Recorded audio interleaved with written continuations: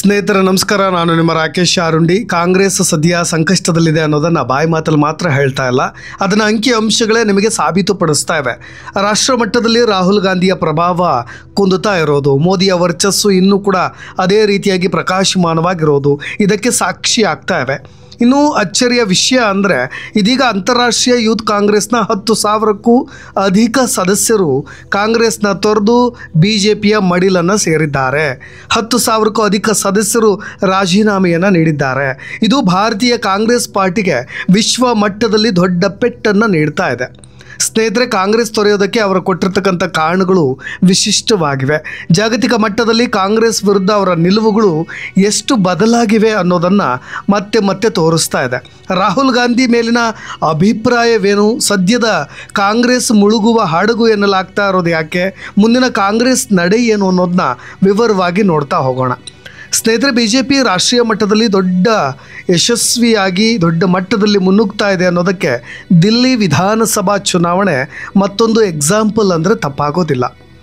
ಕಾಂಗ್ರೆಸ್ ಮತ್ತೊಮ್ಮೆ ಶೂನ್ಯ ಸಾಧನೆ ಮಾಡೋ ಮುಖಾಂತರವಾಗಿ ದಿಲ್ಲಿಯಲ್ಲಿ ತಾನಿದ್ದೀನಿ ಅನ್ನೋದನ್ನೇ ಮರೆತು ಹಿಂದೆ ಸರಿದು ಬಿಡ್ತು. ಇದೀಗ ರಾಹುಲ್ ಗಾಂಧಿ ಕೂಡ ಇದೇ ಕಾರಣಕ್ಕೆ ಪದೇ ಪದೇ ಟ್ರೋಲ್ ಕೂಡ ಆಗ್ತಿದ್ದಾರೆ. ಒಂದು ಕಾಲದಲ್ಲಿ ಕಾಂಗ್ರೆಸ್ನ ಭದ್ರಕೋಟೆಯಾಗಿದ್ದಂಥ ದಿಲ್ಲಿಯಲ್ಲಿ ಕಾಂಗ್ರೆಸ್ ಮುಕ್ತವಾಗಿದ್ದು ತಲೆ ಎತ್ತಿ ಓಡಾಡದಂಥ ಪರಿಸ್ಥಿತಿಯೂ ಕೂಡ ಬಂದುಬಿಟ್ಟಿದೆ.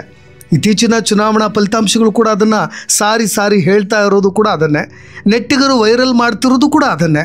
ಸಂಪೂರ್ಣ ಭಾರತವನ್ನು ಕೇಸರಿಮಯ ಮಾಡ್ತೀವಿ ಅಂತ BJP ಪಟ್ಟು ಹಿಡಿದು ಕೂತಿದೆ. ಎಲ್ಲ ಕಡೆ ಕಮಲವನ್ನು ಹಾಳಿಸ್ತೀವಿ ಅಂತ ಮೀಮ್ಸ್ಗಳ ಮುಖಾಂತರವೂ ಕೂಡ BJP ಕಾರ್ಯಕರ್ತರು ಕೂಡ ಎಚ್ಚರಿಕೆಯನ್ನು ಕೊಡ್ತಾ ಇದ್ದಾರೆ. ಸದ್ಯ ಹಿಮಾಚಲ ಪ್ರದೇಶ, ಕರ್ನಾಟಕ, ತೆಲಂಗಾಣ ಬಿಟ್ಟರೆ ಕಣಿವೆ ರಾಜ್ಯಗಳಲ್ಲಿ ಕೆಲವು ಕಡೆ ಪ್ರಾದೇಶಿಕ ಪಕ್ಷಗಳು ತಲೆ ಎತ್ತಿವೆ. ಹರಿಯಾಣ ಗೆಲುವನ್ನು ಎಲ್ಲರೂ ಕೂಡ ನಿರೀಕ್ಷೆ ಮಾಡಿದರೂ ಕೂಡ ಮಹಾರಾಷ್ಟ್ರದಲ್ಲಿನ ಅಚ್ಚರಿಯ ಗೆಲುವು ಇದಕ್ಕೆ BJPಗೆ ಮತ್ತಷ್ಟು ಬಲವನ್ನು ತುಂಬುವಂತೆ ಮಾಡಿವೆ. ಇನ್ನೂ ಇದರ ಜೊತೆಗೆ ನಿರೀಕ್ಷೆಗೂ ಮೀರಿ ದಿಲ್ಲಿಯಲ್ಲಿ ಆಮ್ ಆದ್ಮಿಗೂ ಕೂಡ ಸೆಡ್ ಹೊಡೆದಂಥ ಕಮಲ ಅಲ್ಲೂ ಕೂಡ ಕಮಲವನ್ನು ಆಳುವಂತೆ ಮಾಡಿದ್ದು ಕಾಂಗ್ರೆಸ್ ಪಾಳ್ಯದಲ್ಲಿ ಅಚ್ಚರಿಗೆ ಕಾರಣವಾಗಿದೆ. ರಾಹುಲ್ ಗಾಂಧಿಯ ಭಾರತ್ ಜೋಡೋ ಸಮಯದಲ್ಲಿ ಇದ್ದಂಥ ವರ್ಚಸ್ಸು ಈಗಾಗಲೇ ಸೀಮಿತವಾಗ್ತಾ ಬರ್ತಾ ಇದೆ. ಎಲ್ಲೋ ಒಂದು ಕಡೆ ಅದು ಕೂಡ ಕುಂದುತ್ತಾ ಇದೆಯಾ ಅನ್ನಿಸ್ತಾ ಇದೆ. ರಾಹುಲ್ ಗಾಂಧಿಗೆ ಇದ್ದಂಥ ವರ್ಚಸ್ಸು ಎಲ್ಲೋ ಒಂದು ಕಡೆ ಕುಂದುತ್ತಾ ಇದೆ ಅನ್ನಿಸ್ತಾ ಇದೆ. ಸ್ನೇಹಿತರೆ, ಈ ವರ್ಷದ ಕೊನೆಯಲ್ಲಿ ಬಿಹಾರದಲ್ಲಿ ಎಲೆಕ್ಷನ್ ಇದೆ. ಮುಂದಿನ ವರ್ಷ ಪಶ್ಚಿಮ ಬಂಗಾಳದಲ್ಲೂ ಕೂಡ ಚುನಾವಣೆಯನ್ನು ಎದುರು ನೋಡ್ತಾ ಇರೋ ಕಾಂಗ್ರೆಸ್ಗೆ ಈಗಾಗಲೇ ಎದೆ ಬಡಿತ ಜೋರಾಗಿ ಬಿಟ್ಟಿದೆ. ಇಂಡಿಯಾ ಮೈತ್ರಿಕೂಟದ ಹೊರತಾಗಿಯೂ ಕೂಡ BJP ಸಾಧನೆಯನ್ನು ಕಾಂಗ್ರೆಸ್ ಅರಗಿಸಿಕೊಳ್ಳೋಕೆ ಆಗ್ತಾ ಇಲ್ಲ. ಹಾಗಾಗಿ ನಡುಕ ಶುರುವಾಗಿರೋದಂತೂ ಪಕ್ಕ. ಈ ನಡುವೆ ಅಂತಾರಾಷ್ಟ್ರೀಯ ಮಟ್ಟದಲ್ಲಿ ಗುರುತಿಸಿಕೊಂಡಿದ್ದಂಥ ಇಂಟರ್ನ್ಯಾಷನಲ್ ಯೂತ್ ಕಾಂಗ್ರೆಸ್ನ ಸದಸ್ಯರು ಏಕಾಏಕಿಯಾಗಿ 10,000ಕ್ಕೂ ಅಧಿಕ ಸದಸ್ಯರು ಕಾಂಗ್ರೆಸ್ನ ತೊರೆದು ಅಚ್ಚರಿಯನ್ನು ಮೂಡಿಸಿಬಿಟ್ಟಿದ್ದಾರೆ. ಇವರೆಲ್ಲ ವಿವಿಧ ದೇಶಗಳಲ್ಲಿ ಕಾಂಗ್ರೆಸ್ ಸದಸ್ಯತ್ವವನ್ನು ಪಡೆದು ಕಾಂಗ್ರೆಸ್ಗೆ ಬೆಂಬಲವನ್ನು ನೀಡ್ತಾ ಇದ್ದವರು, ಕಾಂಗ್ರೆಸ್ ಸಿದ್ಧಾಂತಗಳಿಗೆ ಮನಸೋತವರು. ಅನೇಕ ಕಾರ್ಯಕ್ರಮಗಳಲ್ಲಿ ಅಲ್ಲಿ ಆಯೋಜನೆಯನ್ನು ಮಾಡಿ, ಇದೇ ರಾಹುಲ್ ಗಾಂಧಿ ಹೋದಾಗಿರ್ಬೋದು, ಕಾಂಗ್ರೆಸ್ನ ನಾಯಕರುಗಳು ಹೋದಾಗಿರ್ಬೋದು, ಅಲ್ಲಿನ ಎಲ್ಲ ಕಾರ್ಯಕ್ರಮಗಳ ಪ್ರಚಾರದ ವೈಖರಿ ಇರ್ಬೋದು, ಕಾರ್ಯಕ್ರಮಗಳ ಅಜೆಂಡಾ ಇರ್ಬೋದು, ಎಲ್ಲವನ್ನು ಕೂಡ ಅವರೇ ಸಿದ್ಧಪಡಿಸ್ತಾ ಇದ್ದರು. ರಾಹುಲ್ ಗಾಂಧಿಯ ವರ್ಚಸ್ಸು, ಕಾಂಗ್ರೆಸ್ನ ವರ್ಚಸ್ಸು, ಅವರ ಜನಪ್ರಿಯತೆಯನ್ನು ಪ್ರಸಾರ ಮಾಡ್ತಿದ್ದಂತಹ ಸದಸ್ಯರು ಇವರೆಲ್ಲರೂ ಕೂಡ ಅನ್ಯ ದೇಶಗಳಲ್ಲಿ ಕಾಂಗ್ರೆಸ್ ನಾಯಕರ ಪ್ರಭಾವ ಕುಂದದಂತೆ ನೋಡಿಕೊಳ್ತಾ ಇದ್ದರು. ಆದರೆ ಇವರ ನಡೆ ಇದೀಗ ಕಾಂಗ್ರೆಸ್ ಜನಪ್ರಿಯತೆ ವಿಶ್ವ ಮಟ್ಟದಲ್ಲಿ ತೆರೆಮರೆಗೆ ಸರಿತಾ ಇರೋದನ್ನು ಮತ್ತೆ ಪ್ರೂವ್ ಮಾಡ್ತಾ ಇವೆ. ಇಂಡಿಯನ್ ಯೂತ್ ಕಾಂಗ್ರೆಸ್ ಇಂಟರ್ನ್ಯಾಷನಲ್ ಅನ್ನೋ ಸಂಘಟನೆಯನ್ನು ಭಾರತೀಯ ಕಾಂಗ್ರೆಸ್ ಪರೋಕ್ಷವಾಗಿ ನಿರ್ವಹಣೆ ಮಾಡ್ತಾ ಇತ್ತು. ಇದೀಗ BJPಯ ಕೋಮುವಾದಿ ಸಿದ್ಧಾಂತವನ್ನು ಕಟುವಾಗಿ ಟೀಕೆ ಮಾಡ್ತಾ ಇದ್ದಂಥ, ಮೋದಿಯನ್ನು ವಿರೋಧಿಸ್ತಾ ಇದ್ದಂಥ ಈ ಸಂಘಟನೆಯ ಸದಸ್ಯರೇ ಇದೀಗ BJP ಜೊತೆ ಕೈ ಜೋಡಿಸಿದ್ದಾರೆ.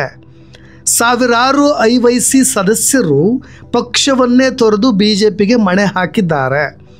ಸ್ನೇಹಿತರೆ, ಪ್ರಮುಖ ರಾಜಕೀಯ ಬೆಳವಣಿಗೆಗಳಲ್ಲಿ ಏನೆಲ್ಲ ಆಗ್ತಾ ಇದೆ ಅನ್ನೋದನ್ನ ನೀವೆಲ್ಲರೂ ಕೂಡ ಗಮನಿಸಬಹುದು.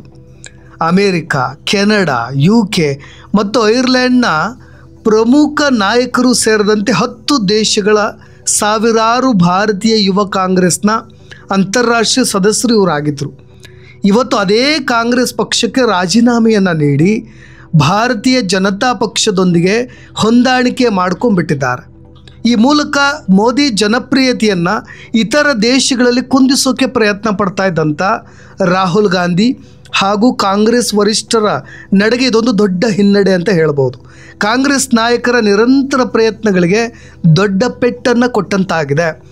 ನೋಡಿ, ಈ ಒಂದು ಸಂಘಟನೆಯಲ್ಲಿ IOC ಅಂತಾರಾಷ್ಟ್ರೀಯ ಸಂಘಟನೆಯಲ್ಲಿ ಅಮೇರಿಕಾ ದೇಶದ ಸದಸ್ಯರು ಕೂಡ ಇದ್ದರು, ನಿಮಗೆ ಕೆನಡಾ ದೇಶದ ಸದಸ್ಯರುಗಳು ಕೂಡ ಇದ್ದರು, UK, ಐರ್ಲೆಂಡ್, ಹೀಗೆ ವಿವಿಧ ದೇಶಗಳ ಅನೇಕ ಸದಸ್ಯರು ಕೂಡ ಈ ಒಂದು ಸಂಘಟನೆಯಲ್ಲಿ ಮೆಂಬರ್ಗಳಾಗಿದ್ದರು.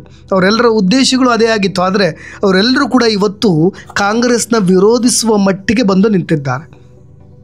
ನರೇಂದ್ರ ಮೋದಿ ಅವರು ಒಂದು ಕಡೆ ಇದೇ ಟ್ರಂಪ್ ನಡುವಿನ ಸ್ನೇಹ ಸಂಬಂಧ ಹೇಗಿದೆ ಅನ್ನೋದ್ರ ಕುರಿತಾಗ ಅನೇಕ ಆರೋಪಗಳು ಕೇಳಿ ಬರ್ತಾ ಇದೆ. ಅವರು ಟ್ಯಾಕ್ಸ್ ಹಾಕ್ತಿದ್ದಾರೆ, ಭಾರತಕ್ಕೂ ಸೇರಿದಂತೆ. ನರೇಂದ್ರ ಮೋದಿಯೊಂದಿಗೆ ಟ್ರಂಪ್ ಅವರ ಸ್ನೇಹ ತುಂಬ ಚೆನ್ನಾಗಿತ್ತು. ಆದರೆ ಇವತ್ತು ಇದೇ ಟ್ರಂಪ್ ನಡುವಿನ ಸ್ನೇಹ ಸಂಬಂಧ ಅಳಿಸಿ ಹೋಗಿದೆ ಅನ್ನೋ ರೀತಿಯಾಗಿ ವಿವಿಧ ರಾಷ್ಟ್ರಗಳಲ್ಲಿ ವಿವಿಧ ನಾಯಕರು ಕೂಡ ಟೀಕೆ ಮಾಡ್ತಾಯಿದ್ರು. ಹಾಗೆ ಟೀಕೆ ಮಾಡುವಲ್ಲಿ ಜೊತೆಗೆ ಕಾಂಗ್ರೆಸ್ನ ಪ್ರಭಾವ ಹೆಚ್ಚಿಸುವಲ್ಲಿ ಈ ಎಲ್ಲ ಸದಸ್ಯರು ಕೂಡ ಅನೇಕ ಕೆಲಸಗಳನ್ನು ಕೂಡ ಮಾಡ್ತಾಯಿದ್ರು. ಇವತ್ತು ಹೀಗೆ ಟೀಕೆ ಮಾಡ್ತಾ ಇದ್ದಂಥ ಅನೇಕರಿಗೆ ಈ ಮೂಲಕ ಪರೋಕ್ಷವಾಗಿ ಟಕ್ಕರ್ ಕೊಟ್ಟಂತಾಗ್ಬಿಟ್ಟಿದೆ, ಅವರಿಗೆ ಹಿನ್ನಡೆ ಆಗಿಬಿಟ್ಟಿದೆ. ಇದೇ ಮೆಂಬರ್ಸ್ಗಳು ಎಲ್ಲೋ ಒಂದು ಕಡೆ ಧರ್ಮಗಳ ಆಧಾರದಲ್ಲಿ BJP ಜನರ ಮನಸ್ಸಿನಲ್ಲಿ ಅಂಧ ದೇಶಾಭಿಮಾನವನ್ನು ಹುಟ್ಟಿಸ್ತಾ ಇದೆ ಅಂತ ವಿರೋಧ ಮಾಡ್ತಾಯಿದ್ರು. ಇವತ್ತು ಅವರೇ BJPನ ಒಪ್ಕೊಂಡು ನರೇಂದ್ರ ಮೋದಿಯನ್ನು ಒಪ್ಕೊಂಡು BJP ಸೇರೋ ಕೆಲಸವನ್ನು ಮಾಡಿದ್ದಾರೆ. ಕಾಂಗ್ರೆಸ್ ಜಾತಿ ಮತಗಳ ಹೆಸರಲ್ಲಿ ದೇಶವನ್ನು ಹೊಡೆಯೋ ಕೆಲಸ ಮಾಡ್ತಾ ಇದೆ ಅನ್ನೋ ಅಭಿಪ್ರಾಯವನ್ನು ಅವರೆಲ್ಲರೂ ಕೂಡ ಪಟ್ಟಿದ್ದರು. ಹಾಗಾಗಿ ವಿಶ್ವ ಮಟ್ಟದಲ್ಲಿರೋ ಅನಿವಾಸಿ ಭಾರತೀಯರ ಮನಸ್ಸಿನಲ್ಲಿ ಕಾಂಗ್ರೆಸ್ ಮೇಲಿರ್ತಕ್ಕಂಥ ಅಭಿಪ್ರಾಯಗಳು ಕೂಡ ಬದಲಾಗಿರೋದನ್ನು ನೀವೀಗ ಗಮನಿಸ್ತಾ ಇರ್ಬೋದು. ಈ ಮುಖಾಂತರವಾಗಿ ಜಾಗತಿಕವಾಗಿ ಮೋದಿಯವರು ದೇಶವನ್ನು ಮುನ್ನಡೆಯತ್ತ ಕೊಂಡೊಯ್ತಾ ಇದ್ದಾರೆ ಎನ್ನಲಾಗ್ತಾ ಇದೆ. ಈ ರೀತಿಯಾದಂಥ ಅಭಿಪ್ರಾಯವನ್ನು ಅವರೆಲ್ಲರೂ ಕೂಡ ಹೊಂದಿದ್ದಾರೆ ಎನ್ನಲಾಗ್ತಾ ಇದೆ. ಕೇವಲ ದಕ್ಷಿಣ ಭಾರತದ 1-2 ರಾಜ್ಯ ಹೆಚ್ಚು ಉಸಿರಾಡ್ತಾ ಇರೋ ರಾಜ್ಯಗಳು. ಕಾಂಗ್ರೆಸ್ಗೆ ಇದು ದೊಡ್ಡ ನಷ್ಟವನ್ನು ತಂದೊಡ್ಡಲಿದೆ. ಮುಂದೆ ಭಾರಿ ದೊಡ್ಡ ಸಂಕಷ್ಟ ಕಾಂಗ್ರೆಸ್ಗೆ ಎದುರಾಗಲಿದೆ ಅನ್ನೋ ಮಾತುಗಳು ಕೇಳಿಬರ್ತಾ ಇರೋದು. ಹೇಳ ಹೆಸರಿಲ್ಲದಂತೆ ಇದೇ ಕಾಂಗ್ರೆಸ್ ಮರೆಯಾದರೂ ಕೂಡ ಅಚ್ಚರಿ ಏನಿಲ್ಲ. ಈ ನಡುವೆ ಕೇಂದ್ರ ಮಟ್ಟದಲ್ಲಿ ಪ್ರಭಾವಿ ನಾಯಕರ ಹೆಸರುಗಳಿದ್ದರೂ ಕೂಡ ರಾಹುಲ್ ಗಾಂಧಿ ಹೊರತಾಗಿ ಬೇರೆ ಯಾರು ನಾಯಕರು ಕೂಡ ಸದ್ದು ಮಾಡ್ತಾ ಇಲ್ಲ. ಈ ನಡುವೆ ಮುಂದಿನ ಚುನಾವಣೆಗಳನ್ನು ಮತ್ತೆ ಕಾಂಗ್ರೆಸ್ಗೆ ಫ್ರೀ ಬೀಸ್ ಸ್ಕೀಮ್ಗಳನ್ನು ಇಟ್ಕೊಂಡೇ ಚುನಾವಣೆಗಳನ್ನು ಎದುರಿಸೋದು ಬಿಟ್ಟರೆ ಬೇರೆ ಹಾದಿಯೇ ಇಲ್ಲ. ಅವ್ರ ಬಳಿ ಹೇಳ್ಕೊಳ್ಳಿಕ್ಕೆ ಒಬ್ಬ ನಾಯಕರ ಹೆಸರು ಕೂಡ ಇಲ್ಲ ಎನ್ನುವಂತಾಗಿಬಿಟ್ಟಿದೆ. ಸ್ನೇಹಿತರೆ, ಸದ್ಯ ಈ ನಡೆಯು ಕಾಂಗ್ರೆಸ್ನಲ್ಲಿ ಯಾವ ರೀತಿಯ ಪಾಠಗಳನ್ನು ಕಲಿಸಬಲ್ಲದು ಅನ್ನೋದನ್ನ ನಾವೆಲ್ಲರೂ ಕೂಡ ಕಾದು ನೋಡಬೇಕಾಗಿದೆ. ಯಾಕೆಂದರೆ ಈ ರೀತಿಯಾದಂಥ ಹಿನ್ನಡೆ ಅದು ಕೂಡ ಅಂತಾರಾಷ್ಟ್ರೀಯ ಮಟ್ಟದಲ್ಲಿ ತಮ್ಮ ಸದಸ್ಯರನ್ನೇ ಕಳೆದುಕೊಳ್ತಾ ಇರೋದು, ಅನೇಕ ರಾಜ್ಯಗಳಲ್ಲಿ ತಮ್ಮ ಸ್ಥಾನವನ್ನು ಕಳೆದುಕೊಳ್ತಾ ಇರೋದು, ಅಧಿಕಾರವನ್ನು ಕಳೆದುಕೊಳ್ತಾ ಇರೋದು, ಮುಂದೆ ಕಾಂಗ್ರೆಸ್ನಲ್ಲಿ ಯಾವ ರೀತಿಯಾದಂಥ ದೊಡ್ಡ ಮಟ್ಟದ ಸಂಚಲನವನ್ನು ಸೃಷ್ಟಿ ಮಾಡಬಲ್ಲದು ಅನ್ನೋದನ್ನು ಕೂಡ ನಾವೆಲ್ಲರೂ ಕೂಡ ಕಾದು ನೋಡೋಣ ಅಂತ ಹೇಳ್ತಾ ಇನ್ನಷ್ಟು ಸುದ್ದಿಗಳೊಂದಿಗೆ ಮತ್ತೆ ಬರ್ತೀನಿ. ನಾನು ರಾಕೇಶ್ ಆರುಂಡಿ. ಧನ್ಯವಾದ.